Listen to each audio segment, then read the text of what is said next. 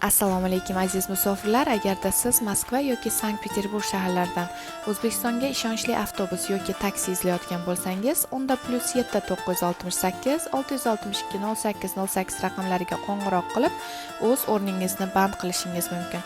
Hujjatlaringizda har qanday muammosi bo'lsa ham, muammosiz olib ketishga kafolat beramiz. Kanalga obuna bo'ling va like bosishni unutmang. E'tiboringiz uchun rahmat.